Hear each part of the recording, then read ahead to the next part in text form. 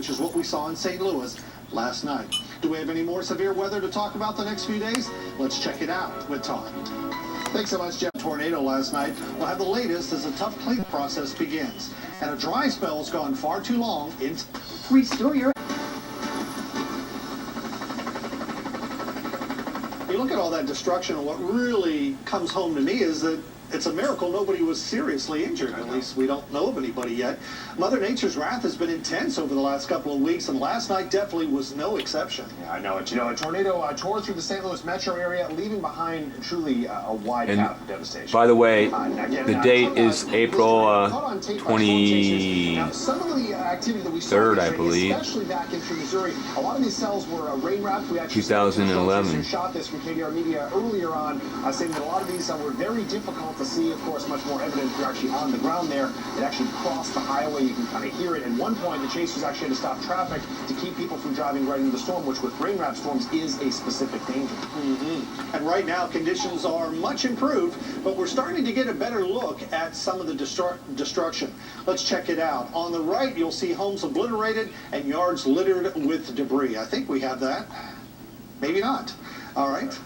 We do. All right. Somewhere in there. Just taking some time. There it is. You know, so it wasn't just the airport. We did have some big issues in some neighborhoods, and again, this is an area where you're talking about some very large homes. St. Louis, Missouri. Again, in many cases, just a complete loss. Thankfully, though, you know, we always say this that homes can be replaced, people cannot. But still, when you see this sort of thing, and you know, you think of your own home, you think of the scenario. This stuff happens Lambert in seconds. Airport, It is a kind of Lamb, terrifying scenario. Baby, All right. I think right now what we want to do Airport is bring in has from been the closed. FAA, Tony Molinaro.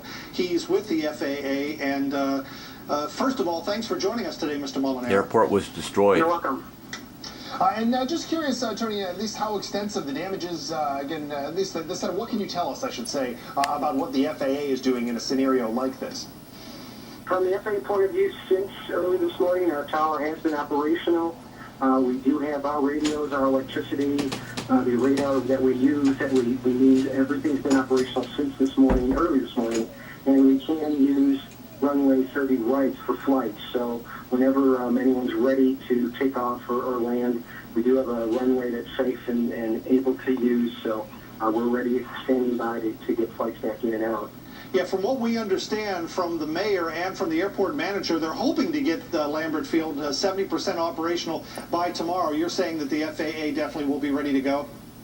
Absolutely. The key for them is they're doing safety checks on all the runways. Of course, with any kind of debris anywhere in a runway, they have to be sure everything is very, very clear and safe for any kind of flight. So they're making sure that everything is absolutely right for every runway. So we'll wait for that just to make sure everything is safe. All right, Mr. Tony Molinaro, I appreciate, again, the update from the FAA. Again, this is what they're doing, certainly leading up to the airport, and I believe the separate airlines themselves to, again, get things back on. And right now, it sounds like most of the air traffic is being diverted to Kansas City, so you may want to, if you have a flight coming in, that may be where your relatives or whoever you're expecting may end up, or you may have to fly out of. Let's bring in Mike Seidel, though. A lot of glass flying last night, that's for sure. Yeah, and you know, you mentioned Kansas City. That's about a 4-hour drive, all interstate, but it goes to show you what people are going to have to do, the kind of adjustments they're going to have to make in their travel logistics, not only for Easter weekend, but maybe into the first part of the week. Because you got to remember that 3 airlines, actually 4 if you count Cape Air, AirTran Frontier, and also American go out of Concourse C, and that is a total mess. We've talked to some employees who were down there, and part of the roof is missing. We've seen that from the aerials, and then it rained in. It's raining now, unless they've gotten the tarpaulin there. Hopefully they have, but there's a lot of cleanup and reconstruction that they're going to have to do there.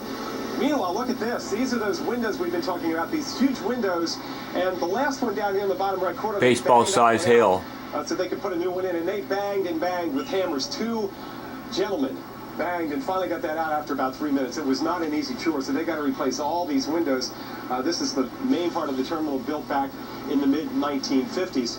The big question now is getting the power back on. Now down at Terminal 2, where Southwest flies out of, the power is on. So now that the runways are in operational order, it's just a matter of getting the planes back in. Southwest, I believe, had 6 planes on the ground. 1 was damaged with some minor damage from the flying baggage cart last night. So we'll likely have... Watch out for flying baggage carts. And on A Concourse, Delta Baby flies out of Aggage. there. A Concourse is in good shape. Got to get the power back Moon on. Arts. Jeff and Todd. and so maybe some of those flights will go out tomorrow. But again, some of those airlines are going to have to move their flights because of C being offline for a while. Back to you.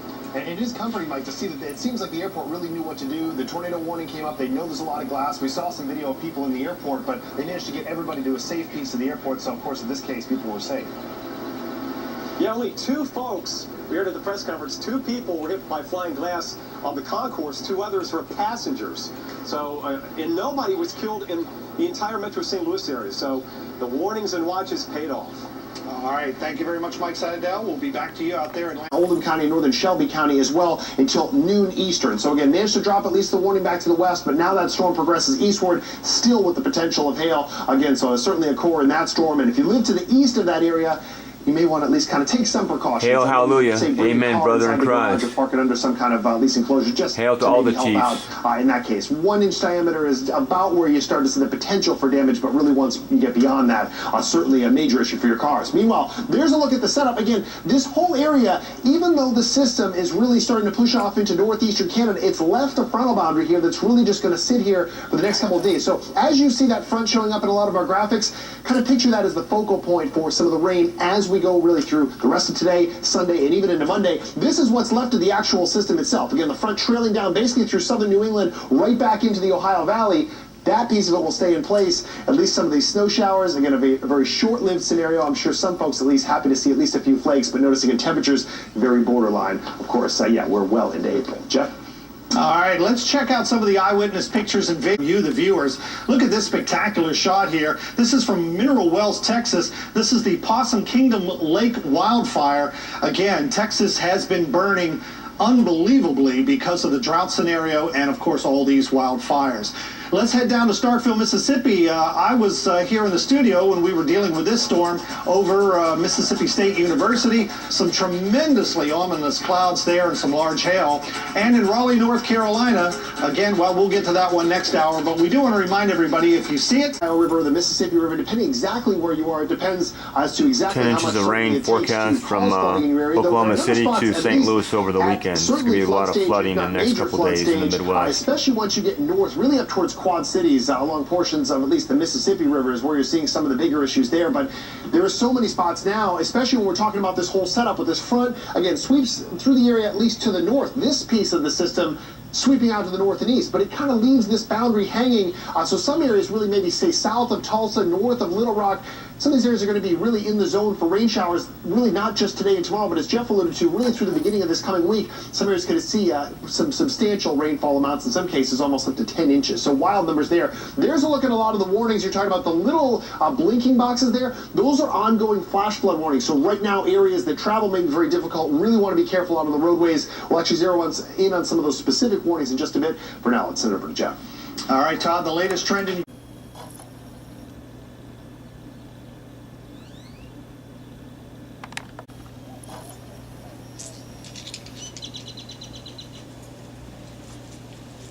You want to come and talk to the moon? Come and talk to me.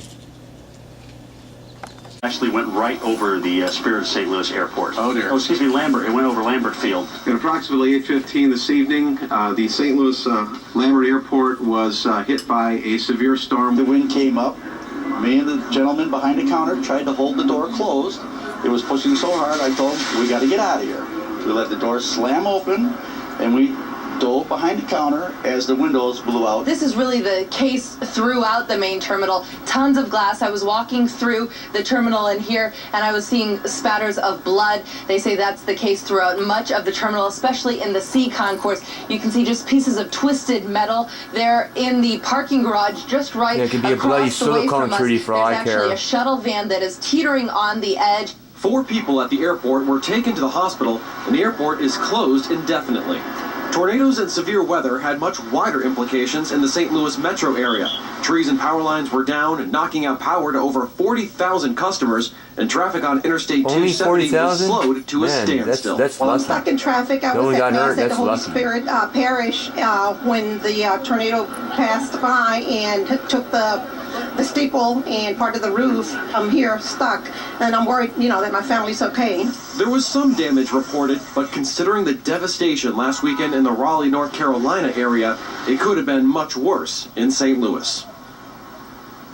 All right, time now for a look at your travel forecast. We've also got the latest information. Hundreds of travelers have been stranded, obviously, after last night's EF4 tornado. If the power Only is an back up and EF4? running, and we'll hear Well, from I'm sure we'll get an shortly, EF5 that pretty we good can the be way about this 70% war's going. capacity tomorrow. We might get something Terminal off the 2 scale, is like a fully 10.2 functional fucking right now. earthquake on the New The Madrid. airfield is They're all fully going to lie and functional. say it's only a 9.9 As far and as don't Terminal panic. 1, obviously this is where the majority of the damage has been sustained.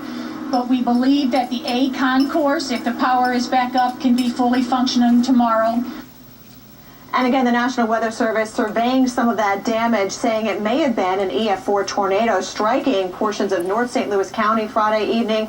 They still have to determine exactly what happened at the airport itself, but That's obviously nothing compared to what's getting ready to happen on the New in that Madrid. entire area. And we've also been seeing a lot of strong thunderstorms out there tonight, now north of Dallas and west of Dallas and even across the Ohio Valley. Yeah, We everywhere around continue Dallas. to have severe thunderstorm watches The in last effect. Shaman. This little sliver of a tornado watch in Kentucky should be going away in just a few more minutes. But obviously, we're still concerned about severe weather containing Dallas is damaging my rains and kind of large town. hail elsewhere across Missouri into northern Arkansas. We've got a couple of counties here in northwest Arkansas under a severe thunderstorm warning. like We've also Austin been even following better. some It's more severe warnings in ostentatious. West Virginia with a lot That's of why storms that's Austin's pushing through protected. that area. But especially here Because in it gets Texas, the white this is where rabbit. the weather has really gone pretty bad here, especially along Interstate 35 north of Dallas. We continue to have tornado warnings in effect for Wise County until 7:30 Central Time. The cell moving toward the northeast at about 15 miles an hour. Also, portions of Cook and Grayson County under tornado warning until 7:30. And Storm Spotters actually reported seeing a developing tornado near Callisburg, by the way,